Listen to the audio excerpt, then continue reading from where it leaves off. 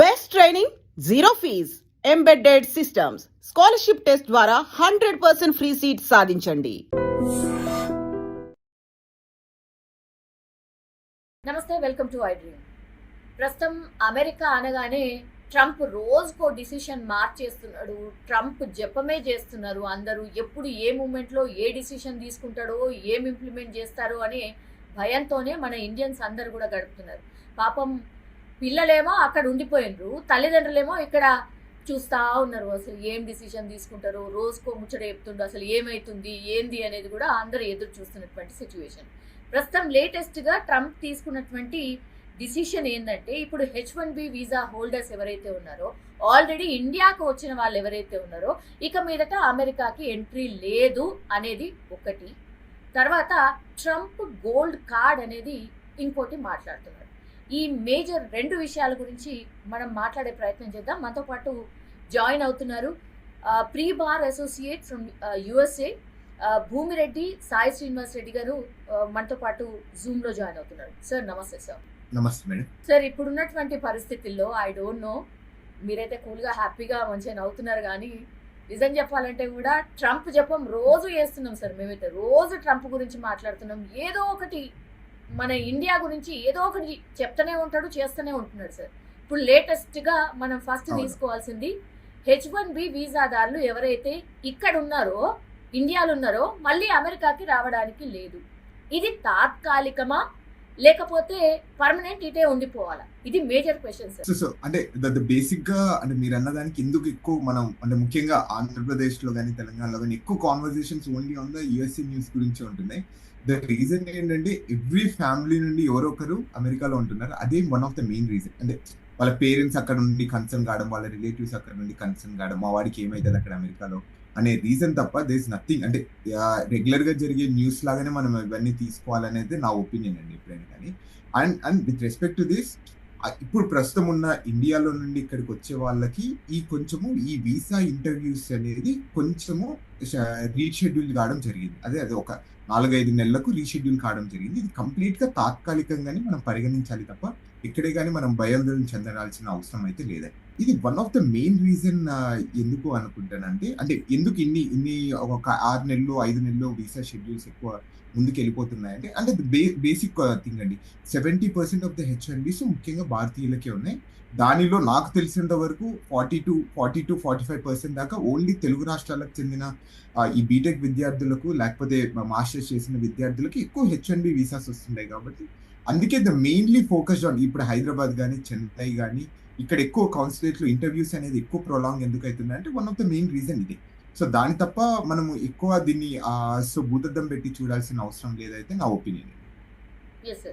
Generally emergency ఉండి వచ్చిన వాళ్ళు, లేకపోతే హస్బెండ్ అక్కడే ఉండిపోయి వైఫ్ ఇక్కడ రావడమో, లేకపోతే వైఫ్ అక్కడే ఉండి హస్బెండ్ ఇక్కడ రావడమో, ఏముంది ఒక 1 monthలో వచ్చేస్తానని అనుకోవడమో, ఇట్లాంటి వాళ్ళు చాలా మంది ఉండుంటారు సార్. ఇప్పుడు ఒక మేజర్ డౌట్ ఏంటంటే వాళ్ళకి అసలు జాబ్ వస్తుందా లేదా, H1B అసలు మనకు పడుతుందా లేదా, ఇక ఇటే ఉండిపోవాలనా ఏంటి అనేది. ఎందుకంటే లాంగ్ పెట్టిండు కదా, అంటే 4-5 months వరకు వెయిట్ చేయాలి అని అంటే ఏమన్నా జరగవచ్చు కదా, మళ్ళీ రేపు వచ్చి ఏం చెప్తాడో అనే భయం కూడా ఒకటి ఉంది. మీరు చెప్పిన కన్సర్న్ అంటే విచ్ ఈస్ వెరీ ట్రూ అండి. అంటే జనరల్గా ఇప్పుడు 1 month కి వెళ్ళే వాళ్ళకి ఇక్కడ జనరల్గా ఇప్పుడు మనము లీజ్ తీసుకొని ఉంటాం, 1 year లీజ్ తీసుకొని ఉంటాము.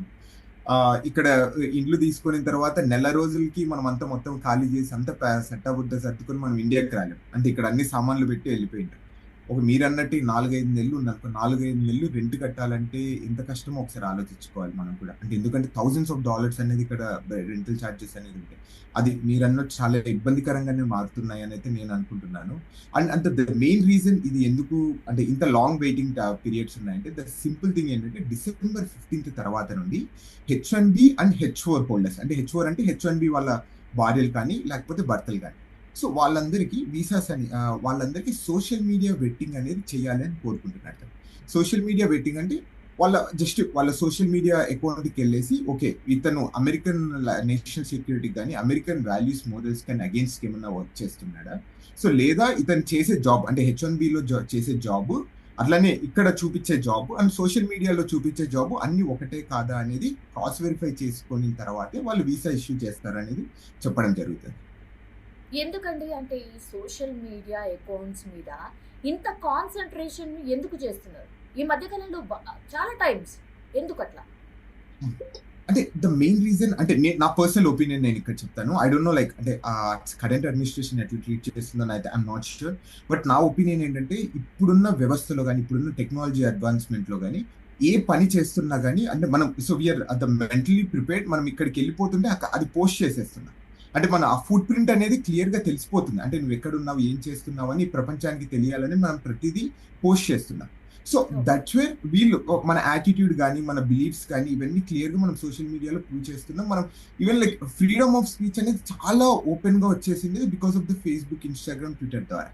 సో ఇదనేది క్లియర్గా వాళ్ళు డిటెక్ట్ చేయొచ్చు. నీ గుణం అనేది నీ ఫేస్ చూస్తామో లేదో మనం తెలుసుకోగలుగుతామో లేదో తెలియదు కానీ బట్ ఇప్పుడు రైట్ నో సోషల్ మీడియా ద్వారా క్లియర్గా తెలుస్తుంది.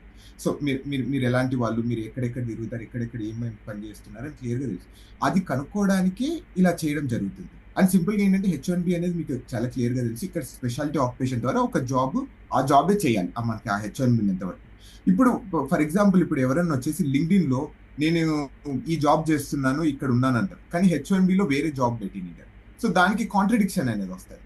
అప్పుడు వాడు పట్టేసుకుని ఇక్కడ ఎందుకు ఇలా ఉంది, సో ఒకవేళ ఇక్కడ ఎందుకు ఇలా పెట్టారు, లింక్డ్ఇన్లో ఒకటి ఉంది కానీ నువ్వు చేసే జాబ్ ఒకటి ఉంది, మీ H1B ఒకటి ఫైల్ చేశారు, సో దీనికి నువ్వు ఆన్సర్ చేయకపోతే నీ H1B వీసా రిమూవ్ చేస్తాము అనే దాని గురించి మెయిన్ గా వాళ్ళు ఫోకస్ చేస్తున్నారు. అంటే దీంట్లో ఏమైనా ఫ్రాడ్ జరుగుతున్నాయని. అర్థమైంది సార్. అయితే ఇక్కడ నాకు ఒక క్వశ్చన్ ఉంది సార్. నిజంగా అంటే ఇట్లా సోషల్ మీడియా మీద నజర్ వేయడం కరెక్టా? మన వాళ్ళు ఏమనుకుంటున్నారు అక్కడున్న వాళ్ళు, యాజ్ వెల్ యాజ్ అక్కడున్న సిటిజన్స్ కూడా ఏమనుకుంటున్నారు సార్? కరెక్టా ఇది చేయడం? సో అంటే అది నేను కరెక్టా కాదా అనేది కంప్లీట్లీ డిఫరెంట్ డిబేట్ అండి. అంటే యూజువల్గా జనరల్గా అంటే if you are the citizens of this country అది కరెక్ట్ కాదు అని అయితే నేను అనుకుంటాను. అంటే బట్ కానీ ఇక్కడ ఏమంటున్నారంటే every visa issuance is adjudication to the national security అని చెప్తున్నారు. అంటే నేను ఒక వ్యక్తిని బయట నాన్ ఇమిగ్రెంట్ నేను కంట్రీలోకి తీసుకొని రావాలంటే అది నేను నా నేషనల్ సెక్యూరిటీ పనంగా పెట్టి నేను అతన్ని లోపలికి తీసుకొని వచ్చి నా దేశస్తులను నేను కాపాడుకోవాలి అనేది వీళ్ళు చేస్తున్న ఆర్గ్యుమెంట్. సో అంటే కరెంట్ అడ్మినిస్ట్రేషన్ చేస్తున్న ఆర్గ్యుమెంట్. అంటే దాని బేసిస్ మీద వాళ్ళు ఏమంటున్నారంటే మీరు ఇక్కడ కంట్రీలోకి వస్తున్నారు, మేము ఒక 2-3 నిమిషాలలో మీకు వీసా ఇష్యూయన్సా లేకపోతే రిజెక్టా చేస్తున్నాము, మీ గురించి అనేది మాకు తెలియాలి, మీరు అంటే ఏం చేయడానికి వస్తున్నారు, ఏం చేస్తున్నారు, ఎక్కడెక్కడ ఉంటున్నారని మాకు తెలియాలి, కాబట్టి మేము ఆ సోషల్ మీడియా వెట్టింగ్ అనేది మ్యాండేటరీగా చేస్తున్నాం, దాన్ని చూసిన తర్వాత మేము మీకు వీసా ఇష్యూ చేస్తామని చెప్తున్నాం. అండ్ దీనికి 2 రీజన్స్ ఉన్నాయండి. మీరు బాగా చూసుకుంటే ఏప్రిల్ మంత్లో కొన్ని స్టూడెంట్ వీసాస్ మీద ఇష్యూస్ జరిగాయి. అంటే వీసాస్ రివోక్ అయిపోయాయి సుమారు 8,500 మంది. అండ్ అక్కడ నుండి స్టార్ట్ అయింది మీ సోషల్ మీడియా బెట్టింగ్ అనేది. అక్కడ నుండి విద్యార్థులకు స్టార్ట్ కావడం జరిగింది. మళ్ళీ లేటర్ ఈ మధ్య ఒకటి వైట్ హౌస్ దగ్గర ఒక చిన్న అటాక్ జరగడం జరిగింది. అంటే చిన్నది కాదు, చాలా పెద్దది, విచ్ ఇస్ బార్బరీ. ఇద్దరు నేషనల్ గార్డ్స్, చాలా పెద్దది, which is against humanitarian thing. So అది జరిగినప్పుడు అతను బెట్టింగ్ అనేది లేకపోవడం వల్లనే ఇలాంటి సంఘటనలు జరుగుతున్నాయని ఒక ఒపీనియన్లోకి వెళ్ళిపోతుంది. సో రైట్ నో అందరికీ బెట్టింగ్ అనేది జరుగుతుంది. అంటే మోస్ట్ ఆఫ్ ద హోల్డర్స్ ఇప్పుడు F1 వాళ్ళకి కానీ SLM కానీ నెక్స్ట్ హైయెస్ట్ పీపుల్ ఎవరు US లో ఉన్నారంటే ఈ H1B హోల్డర్స్. ఓకే వీళ్ళకి కూడా పెట్టేయాలని వీళ్ళకి కూడా పెట్టేయడం జరుగుతుంది అంతే. ఓకే, ఇప్పుడు అక్కడ ఉన్న వాళ్ళు అందరికీ కూడా ఇప్పుడు సోషల్ మీడియాకి సంబంధించి పూర్తిగా ఇన్ఫర్మేషన్ తెలుసుకుంటున్నారా? As of now it's a process. So అలా తెలుసుకోలేదండి ప్రస్తుతానికి. అంటే ఇప్పుడు ఏమవుతుందంటే ఇప్పుడు మీకు వీసా అనేది ఎక్స్పైర్ అయిపోయి ఉంటుంది. మీరు ఇక్కడ ఉన్నప్పుడు 3 ఏళ్ళకా లేకపోతే 5 ఏళ్ళకా మళ్ళీ రిటర్న్ రావాలి అన్నప్పుడు, మీరు భారతదేశానికి వచ్చి రిటర్న్ రావాలనుకున్నప్పుడు వీసా స్టాంపింగ్కి వెళ్తారు. ఆ వీసా స్టాంపింగ్కి వెళ్ళినప్పుడు మాత్రమే మీ సోషల్ మీడియా అకౌంట్లు వాళ్ళకి ఇస్తారు. ఇచ్చేసి DS-160, 260 ఆ ఫామ్లో మనము సోషల్ మీడియా అకౌంట్స్ ఇచ్చిన తర్వాత వాళ్ళు అది క్రాస్ చెక్ చేసుకున్న తర్వాత మనకు వీసా ఇష్యూ చేస్తారు. ఈ దేశంలో ఉన్న వాళ్ళకి మాత్రం ప్రస్తుతానికైతే అలాంటి సమస్యలు అయితే ఏముండవు. ఓన్లీ బయట నుండి రావాలనుకున్న వాళ్ళకి మాత్రమే ఈ సోషల్ మీడియా వెట్టింగ్ అనేది ప్రస్తుతానికి జరుగుతుంది. అది ఓన్లీ December 15 తర్వాత నుండి అమల్లోకి రాబోతుంది. ఇప్పుడు సార్ ఇక్కడ ఉన్న వాళ్ళు ఎవరైతే ఇండియాకి వచ్చిర్రో H1Bకి సంబంధించిన వాళ్ళు 4-5 మంత్స్ అంటున్నారు. ఇప్పుడు నెక్స్ట్ టార్గెట్ మరి అక్కడున్న వాళ్ళని పెట్టుకొని అక్కడున్న వాళ్ళని కూడా పంపించే కార్యక్రమం జరుగుతుందా అనేది ఒకటి. అసలు H1B వీసాలు అసలు ఇష్యూ చేస్తారా లేదా ఇక మీదట అనేది 2 సార్. ఇవి 2 డౌట్స్ ఉన్నాయి. Okay, let's take a simple example అండి. అంటే క్లియర్గా కరెంట్ అడ్మినిస్ట్రేషన్ చెప్తుంది అంటే H1B కానీ లేకపోతే స్కిల్ వర్కర్స్ అనే వాళ్ళు మనకు కావాలి, అమెరికా గ్రేట్ అగైన్ కావాలి అంటే తప్పకుండా H1B వర్కర్స్ అనేది కావాలి అనేది వాళ్ళు చాలా క్లియర్ స్టాండ్తో ఉన్నారు. అంటే వాళ్ళు చేస్తున్న ఆర్గ్యుమెంట్స్ ఏంటంటే దీంట్లో కొంచెం ఫ్రాడ్ అనేది జరుగుతుంది. అంటే కొంతమంది ఏదో మిస్‌యూజ్ చేస్తున్నారు. అంటే ఆఫ్‌కోర్స్ ఎవ్రీ సిస్టమ్‌లో ఉంటది. మనం ఇక్కడని కాదు ఏ సిస్టమ్‌లో అయినా గానీ 1, యెస్. 2% అనేది ఫ్రాడ్ అనేది. అంటే అవును. ఉంటది. దాన్ని మోర్ ఫోకస్డ్‌గా అది కూడా అనేది ఉండకూడదు. అంటే 100% ట్రాన్స్‌పరెన్సీ ఉండాలని ఒక ఇంటెన్షన్‌తోనే ఇలా చేస్తున్నారనైతే నేను అనుకుంటున్నాను. Yeah! Yeah! Sir. So, and there sir is అంటే ఇక్కడున్న వాళ్ళకి హెచ్-1బీ వీసాస్ రిమూవ్ చేస్తారా లేదా అనేది దే కెనాట్ రిమూవ్ ఇట్ అండి. అది కంప్లీట్‌గా కాంగ్రెస్ అనేది అప్రూవ్ చేసింది. అంటే కాంగ్రెస్ అనేది అప్రూవ్ చేసిన తర్వాత మళ్ళీ రిమూవ్ చేయాలంటే అది ఎవరికి అథారిటీ ఉండదు. ఓన్లీ కాంగ్రెస్ మాత్రమే అథారిటీ ఉంటది. అంటే ఇప్పుడు మన భారతదేశంలో పార్లమెంట్‌కి ఎట్లా అథారిటీ ఉంటది, ఇక్కడ కాంగ్రెస్ యెస్. అండి. So, yeah! వాళ్ళకి మాత్రమే అథారిటీ ఉంటది. So, yes. వాళ్ళ లేనిది మామూలుగా ఒక వ్యక్తి గాని, లేకపోతే ఒక వేరే వ్యవస్థ గాని దాని గురించి డెసిషన్ తీసుకోలేదనైతే క్లియర్‌గా రాజ్యాంగం అనేది క్లియర్‌గా రాసింది. ట్రంప్ కార్పొరేట్ గోల్డ్ కార్డ్ అట. What is it sir? Okay. So, అంటే రీసెంట్‌గా చేయడం జరిగిందండి. సో, దాని ఇంటెన్షన్స్ ఏం లేదు. సింపుల్‌గా మీరు 8,44,00,000 మీరు అమెరికా గవర్నమెంట్‌కి గాని గిఫ్ట్ రూపంలో లేకపోతే డబ్బులు ఇక్కడ ఇస్తే మీకు గ్రీన్ కార్డ్ ఇష్యూ చేస్తారు. సింపుల్‌గా. అంటే ట్రంప్ గోల్డ్ కార్డ్ అంటారు దాన్ని. అంటే 8,44,00,000 మీరు అమెరికా గవర్నమెంట్ గనక మీరు గిఫ్ట్ రూపంలో ఇస్తే మీరు గ్రీన్ కార్డ్ ఇస్తారు. మీరు ఇక్కడ స్వేచ్ఛగా లేకపోతే స్వతంత్రంగా మీరు అమెరికా దేశంలో మీరు ఉండొచ్చు అనేది సింపుల్‌గా. సో, దాన్ని ఓకే. ట్రంప్ గోల్డ్ కార్డ్ అండి. ఓకే. సార్ సో, ద మన ట్రంప్ లెక్క కార్డ్ ప్రకారం యాహ్! యాహ్! యాహ్! మన మన లెక్క ప్రకారమే 8,44,00,000 అండి. అంటే ఇక్కడ $1,000,000. సార్ అండ్ 8,44,00,000 అంటే ఇక దండం పెట్టేసి మాకొద్దు కార్డు అనే వాళ్ళే ఎక్కువ ఉంటారా? లేకపోతే అది తీసుకునే వాళ్ళు కూడా ఉన్నారా? ఓకే. ద క్రేజియస్ట్ థింగ్ నాకు ఈ రోజు తెలిసింది. దానికి 10,000 మంది వెయిట్ లిస్ట్‌లో ఉన్నారు. ఆ కార్డ్ తీసుకొని 10,000 మంది. సార్ 10,000 సో, పీపులా? You don't believe it. 10,000 yeah! People. అవునా? You can calculate the amount. అన్ని జీరోలే సుమారు కనిపిస్తున్నాయి సార్. 84,000 కోట్లు. సార్ జస్ట్ ఒక కార్డ్. ఒక కార్డ్ ఒక అమ్మితే కార్డ్. సార్ మన వాళ్ళు ఉన్నారా అందులో? 8,40,00,000. ఇంకా అది క్లియర్‌గా తెలీదు. బట్ అంటే జస్ట్ ఆ వెయిట్ లిస్ట్‌లో ఉన్న జస్ట్ ఒక కాన్వర్జేషన్‌లో చెప్పడం జరిగింది. 10,000 మంది దీనికి వెయిట్ లిస్ట్‌లో ఉన్నారు. మీకు ఎవరికీ తెలీదు. So, I was completely shocked. Yeah! నిజంగా. ఇగ మీరే షాక్ అయితే మేమైతే డబుల్ షాక్ కావాల్సిందే. సార్ ఎన్ని యాహ్! Cards of course. కార్డ్స్‌కేమన్నా లిమిట్ పెట్టుకున్నాడా? అంటే ఎన్ని కార్డ్స్ ఇవ్వచ్చు అనేది ఏమైనా పెట్టుకున్నారా? నో. ప్రస్తుతానికైతే ఏం లిమిట్ అయితే ఏం లేదండి. Okay. Let me explain you. అంటే 2 డిఫరెంట్ టైప్స్ ఆఫ్ కార్డ్స్ ఉన్నాయి ప్రస్తుతానికి. The first sir. థింగ్ ఏంటంటే Trump gold card. Trump gold yeah! Card అంటే ఇండివిడ్యువల్. అంటే ఇప్పుడు మీరు అమెరికాకొచ్చేసి సెటిల్ కావాలి అనుకుంటే మీరు ఫస్ట్ $15,000 ఫీజ్ కట్టాలి. అంటే మిమ్మల్ని ఫస్ట్ వెట్టింగ్ అనేది చేస్తారు. అంటే జస్ట్ అంటే మీరు ఎలిజిబిలిటీ ఉంటారా లేదా అనేది చేసిన తర్వాత మళ్ళీ దాని తర్వాత సుమారు $1,000,000 అంటే 8,44,00,000 మీరు గిఫ్ట్ రూపంలో ఇక్కడ అదే గిఫ్ట్ రూపంలో అంటే ఇది మన జీవితాంతం వెనక్కి రాదు. సో, ఆ గిఫ్ట్ రూపంలో ఇక్కడ ఇచ్చిన తర్వాత మీరు ఇక్కడ గ్రీన్ కార్డ్ అనేది ఇష్యూ చేస్తారు. దాని తర్వాత మీరు సిటిజన్‌షిప్ అయితారు అనేది క్లియర్‌గా చెప్పడం జరిగింది.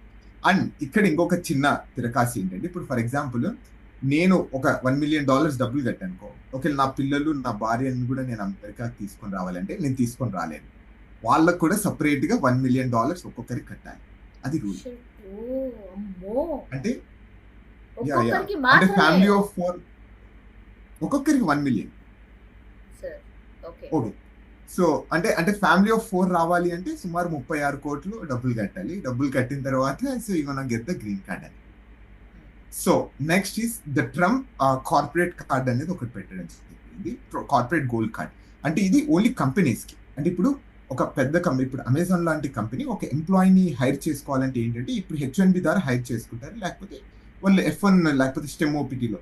ఇప్పుడు దీని ద్వారా ఏమైతదంటే ఒక పోస్ట్‌కి ఒక జాబ్‌కి $2,000,000 వాళ్ళు గనక డబ్బులు కట్టి ఒక ఎంప్లాయీని వీళ్ళు ఇక్కడ హైర్ చేసుకొని ఇక్కడ పెట్టుకోవచ్చు.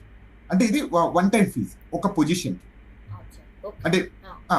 సో, విచ్ ఈస్ కంప్లీట్‌లీ అంటే కొన్నిసార్లు బెనిఫిట్ అనేది అనుకుంటున్నాను నేను. అంటే ఏమంటే ఇది సుమారు 17,00,00,000 16,00,00,000 నుండి ₹15,00,00,000 ఒక్కొక్క వ్యక్తికి కట్టాలి. ఆ కట్టిన తర్వాత వీళ్ళు వచ్చి జాబ్ చేయొచ్చు. అండ్ ఇక్కడ ఇంకొక అడ్వాంటేజ్ ఏంటంటే ఇప్పుడు ఫర్ ఎగ్జాంపుల్ కొంతమంది జీవితాంతం అదే కంపెనీలో వర్క్ చేయరు. అంటే మిగతా కంపెనీలు రోజు మారుతుంటారు. సో, వాళ్ళకి ఏం చేశాడంటే 5% అనేది ఫీ రూపంలో కట్టిన తర్వాత మీరు వేరే ఎంప్లాయీని హైర్ చేసుకోవచ్చు. అంటే ఇప్పుడు ఫర్ ఎగ్జాంపుల్ నన్నే హైర్ చేసుకున్నాను. నేను వెళ్ళిపోయిన తర్వాత వేరే వాళ్ళని హైర్ చేసుకోవాలంటే మళ్ళీ 2 మిలియన్ కట్టాల్సిన అవసరం లేదు. జస్ట్ ఒక ఓ 5% 2 అచ్చా మిలియన్‌లో 5% ఫీజ్ కట్టేసి మనం తీసేసుకోవచ్చు వేరే వాళ్ళని. అది ఓ వన్ ఆఫ్ ద అచ్చా best okay advantage. Yeah correct అంటే ఇక్కడ అవును ప్రాబ్లమ్ ఏంటంటే అంటే 10,000 మంది 8,44,00,000 కట్టే వాళ్ళు ఉన్నారా అనే దాని గురించి మోర్ డిస్కస్ నేను చాలా వండర్ అవుతున్నాను ప్రస్తుతానికి. సూపర్ సార్ అంటే ఒక కంట్రీకి ఓసారి అంటే గిఫ్ట్ లేగా ఇచ్చేయడమే డబ్బులు అంతే కదా sir as simple as that అంతే అండి. అంతే. ఏవి కూడా అయ్యా మనకు అంటే బ్యాక్ రావు దీన్ని ఏమంటారు డబ్బులు అయితే బ్యాక్ రావు ఇంకా రావు ఇంకా బ్యాక్ గిఫ్ట్ అంతే. అండ్ సరే దానికి 10,000 మంది ఉన్నారండి already. So they are ready ఇంకెంతమంది టు పే. వస్తారు ఫర్దర్ గా ఇంకెంతమంది సో ఆ వెబ్సైట్ లో కూడా అక్కడ అదే రాయడం జరిగింది. అంటే ఏంటంటే సో అమెరికాలో నివసించడం కానీ అమెరికన్ డ్రీమ్ చేసి చేయడం కానీ it comes with the expenditure and it comes with the cost అనే దాని గురించి అంటే ఈ కాస్ట్ పెట్టడం జరిగింది. ఎవరైనా కానీ అమెరికాలోకి రావాలి అనుకుంటే మాత్రము అంటే ఈ కంట్రీని లేకపోతే ఈ కంట్రీ ఉన్న మోరల్స్ కానీ కాన్స్టిట్యూషన్ ని దే వాంట్ టు అపీల్ అనుకుంటే మాత్రం తప్పకుండా they need to come through this route అనేది వాళ్ళు చెప్పడం. ఎందుకు ఇంత కాస్ట్లీ పెట్టారు అంటే దానికి ఈ ఆర్గ్యుమెంట్స్ అనేది చేస్తున్నారు. అంటే అమెరికన్ డ్రీమ్ చేసుకోవాలని తప్పకుండా you need to bear it. Yes sir ఆ డ్రీమ్ అండ్ ప్రూవ్ చేసుకోవడానికి ఇంకోటి కూడా రెడీ ఇంకొకటి కూడా ఉన్నారు అని సార్ చెప్పండి సార్ యా అంటే ఇంకొకటి కూడా ఏంటంటే అండి మీరు వినింటారు EB-5 వీసా అనేది ఉంటుంది. ఇది కూడా ఇన్వెస్టర్ వీసా అని మీరు వినింటారు. 800K అవును కట్టేస్తే మనకు గ్రీన్ కార్డ్ వస్తుంది 2-3 సంవత్సరాల్లో అనేది. అవును సో ఇది కంప్లీట్ గా డిఫరెంట్ అండి. అంటే మనం మర్జ్ చేసి మాట్లాడుకోకూడదు. EB-5 ఏమవుతుందంటే ఇక్కడ మీరు ఇన్వెస్ట్ చేయాలి. డబ్బులు ఇన్వెస్ట్ చేసి ఒక 10 మందికి ఉద్యోగాలు ఇస్తే అంటే అది కూడా 800K అంటే సుమారు 6 కోట్ల నుండి 7 కోట్ల రూపాయలు ఇక్కడ మీరు ఇన్వెస్ట్ చేస్తారు ఇండియన్ రూపీస్ లో. ఇన్వెస్ట్ చేస్తే 2-3 సంవత్సరాలకి మీకు గ్రీన్ కార్డ్ ఇష్యూ చేస్తారు. అది ఆ ప్రాజెక్ట్ కంప్లీట్ అయిపోయిన తర్వాత మీకు 5 ఏళ్ళక 6 ఏళ్ళక లేకపోతే 10 ఏళ్ళక డౌన్ ద 10 ఇయర్స్ లైన్ మీకు ఆ డబ్బులు అనేది రిటర్న్ వస్తాయి. కానీ ఈ విషయంలో డబ్బులు రిటర్న్ రాదు. ఓ అదే okay simple 2 difference.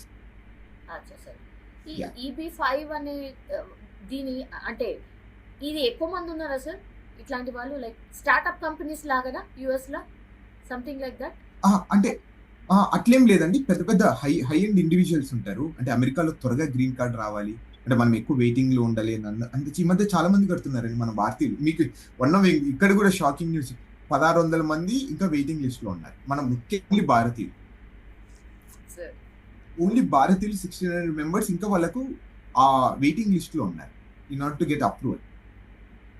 Okay only ఇది ఇండివిజువల్స్. ఇది ఏమవుతుందంటే అందరూ అంటే ప్రస్తుతం ఉన్న సిచ్యువేషన్స్ ఏమవుతుందంటే గ్రీన్ కార్డ్ రావాలంటే 30-40 సంవత్సరాలు పడుతుంది. అంటే ఇంకా ఏమన్నా ఎక్కువ పడుతుందేమో. ఇదైతే అవును బెటర్ కదా. EB-5 అయినా అనుకో అంటే జస్ట్ ఇన్వెస్ట్ చేసేసి మళ్ళీ కావాలంటే మనకు రిటర్న్ ఈ రోజు రాకపోయినా రేపైనా డబ్బులు వస్తుందని ఒక ఇంటెన్షన్తో ముఖ్యంగా మన భారతీయులు mainly focus on the EB-5 right. So అచ్చా మొన్నటి వరకు గత ఒక 4-5 ఏళ్ల వరకు ఎవరైనా తీసుకునే వాళ్ళు కాదంట. Right no everyone is more on EB-5 is. Sir ఇప్పుడు Trump platinum card what is it sir దీనికి దానికి ఏంటి డిఫరెన్స్ అంటే it's all about the amount అండి. సో ట్రంప్ ప్లాటినం కార్డు కావాలంటే $5 million కట్టాలి. అదైతే $1 million $2 million అయిపోతుంది. ఇది $5 million అంటే సుమారు 40 కోట్లు ఖర్చు పెడితే మీరు ఇక్కడ ట్రంప్ ప్లాటినం కార్డ్ అనేది వస్తుంది which is very high and. అంటే దీనికి ఇంకొకటి ఏంటంటే ఇది ఇంకా రిలీజ్ చేయలేదు. జస్ట్ ఇది ఇంకా వెయిటింగ్ లిస్ట్ లో ఉంది. అంటే they wanted to make some rules అనుకుంటాను. అందుకు ఇంకా హోల్డ్ లో పెట్టడం జరిగింది. అంటే ఇదేంటంటే $5 million ఒక ఇండివిజువల్ అంటే ఒక వ్యక్తి మీరు వచ్చేసి అమెరికాలో జస్ట్ అప్పుడప్పుడు ఉండాలనుకున్నా కానీ లేకపోతే అమెరికా ట్యాక్స్ మీ మీద పడుకోకుండా ఉండాలనుకున్నా కానీ మీరు $5 million కనుక ఇక్కడ డబ్బులు కనుక ఇస్తే మీకు వీసా ఫ్రీ ఎంట్రీ అనేది ఇస్తారు. అంటే మీరు ఎప్పుడైనా వెళ్ళొచ్చు ఎప్పుడైనా రావచ్చు. 270 రోజులు మీరు అమెరికాలో ఉండొచ్చు. ఓ అంటే అచ్చా you okay don't need to మీరు ఇండియన్ సిటిజన్షిప్ కానీ గివ్ అప్ చేయకపోయినా కానీ ఇక్కడ మీరు ఆటోమేటిక్ గా సిటిజన్షిప్ క్లెయిమ్ చేసుకొని మీరు ఇక్కడ ఉండడానికి ఈ $5 million కట్టేస్తే సరిపోతుంది. అండ్ ఇక్కడ ఇంకోటి ఏంటంటే జనరల్ గా ఇక్కడ డ్యూయల్ టాక్సేషన్ అనేది జరుగుతుంటది అండి అప్పుడప్పుడు. సో కొన్ని సందర్భాల్లో చాలా మంది 270 రోజులు ఇక్కడ ఉంటే తప్పకుండా ఇక్కడ ట్యాక్సెస్ అనేది కట్టాలి. అంటే మీరు ఇండియాలో కానీ వేరే దేశాలలో కానీ మీకు బిజినెస్ ఉన్నా కానీ ఆ బిజినెస్ అనేది ఇక్కడ ట్యాక్స్ రూపంలో మీరు కట్టాలి. సో కానీ దీని ద్వారా ఏమవుతుంది అంటే ఈ $5 million అది ఎగ్జంప్షన్ అనేది ఇస్తుంది. అంటే మీరు ఇండియాలో ఒకవేళ మీకు బిజినెసెస్ ఉండి డబ్బులు సంపాదిస్తే ఇక్కడ మీరు ఆ ట్యాక్స్ కట్టని అవసరం లేదని అయితే క్లియర్ గా చెప్తున్నారు. అది ఈ $5 million ట్రంప్ ప్లాటినం కార్డ్. అంటే దానికి దీనికి difference it's all about the money అండి. అది 1 million 2 million ఇది 5 million. Yes sir, I think దానికి కూడా వెయిటింగ్ లిస్ట్ ఉంటుందేమో, చెప్పలేము. I'm still wonder. అది మనం పెద్ద వండర్ కాని అవసరం లేదు. అంటే దానికి 10,000 మంది ఉంటే దీనికి తప్పకుండా 1000 మంది అని ఉంటారు అనుకునే ఉంటారు. Yes Yeah, right yeah. Sir. Yes sir, thank you Srinivas Reddy గారు, థ్యాంక్ యూ సో మచ్ అండి, చాలా విషయాలు చెప్పారు. Thank you. Thank you. And for more videos, Please subscribe to iDream. Please subscribe to iDream. Please subscribe iDream. And please subscribe to iDream. For more videos, subscribe to iDream. please like, share and subscribe to the channel. Congratulations, iDream. Subscribe to iDream. Subscribe to iDream. So subscribe to iDream Media. iDream ki iDream team andarki huge congratulations. Please subscribe iDream Media. Please subscribe to iDream. Subscribe iDream. Please subscribe to iDream. iDream అంటే నా కళల ఛానల్ను subscribe చేసుకున్న నోరు తిరుగుతలేదు, మీరైతే గంట గుర్తు కొట్టండి. For more such videos, please subscribe to iDream. Subscribe to iDream. Please subscribe to iDream. Please subscribe iDream Media. Please do subscribe to iDream. Please subscribe to iDream Media. For best entertainment and information, please subscribe iDream. And don't forget to subscribe to iDream.